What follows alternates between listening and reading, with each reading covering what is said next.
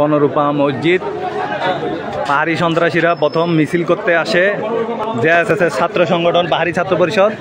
তারা এই মসজিদে এখানে বনরূপায় বিক্ষোভ করার পরে এরপরে এই যে মসজিদ ভাঙচুর করে, এই যে বনরূপা শহরে এই মসজিদটি ভাঙচুর করে, মসজিদের গ্লাসগুলো ভাঙচুর করে, উপরেও ভাঙচুর করে, ব্যাপকভাবে পাথর টাথর নিক্ষেপ করে এবং অসংখ্য বাঙালিদেরকে তারা নির্যাতন করেছে, মারধর করেছে। অসংখ্য বাঙালিরা গুরুতর আহত, অসংখ্য বাঙালিদের দোকানপাট ভাঙচুর করেছে, অসংখ্য বাঙালিরা আহত হয়েছে বিনা উস্কানিতে, সম্পূর্ণ বিনা উস্কানিতে। তাদের কেউ কিছু বলে নাই, তারা মিছিল করছে, মিছিল থেকে বিনা উস্কানিতে এই বনরূপা মসজিদ, রাঙামাটি শহরের বনরূপা মসজিদটি ভাঙচুর করেছে বিনা উস্কানিতে। অসংখ্য দোকানপাট ভাঙচুর করেছে, তাদেরকে প্রথমে কেউ কিছু বলে নাই, শুধু অনর্থক এই মসজিদ দোকানপাট ভাঙচুর করে উস্কানিটা দিয়েছে।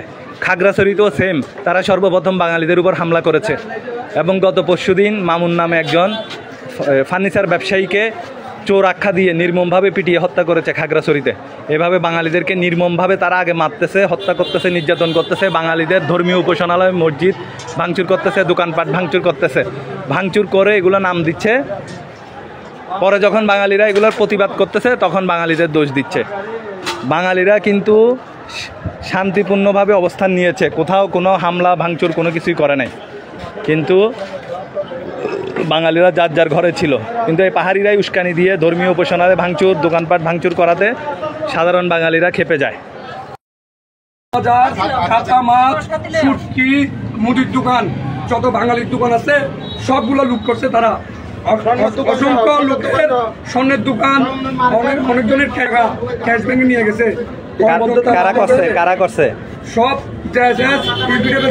সব চাকমা, তাদের কোনো জাত নাই, তারা সব চাকমা, সব একখানে হয়ে গেছে, কোনো গ্রুপ নাই, সবটা একটা গ্রুপ হয়ে গেছে, সব চাকমা।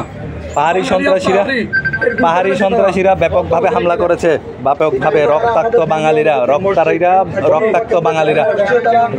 বাঙালিরা বাঙালিদের উপর ব্যাপক নির্যাতন করে।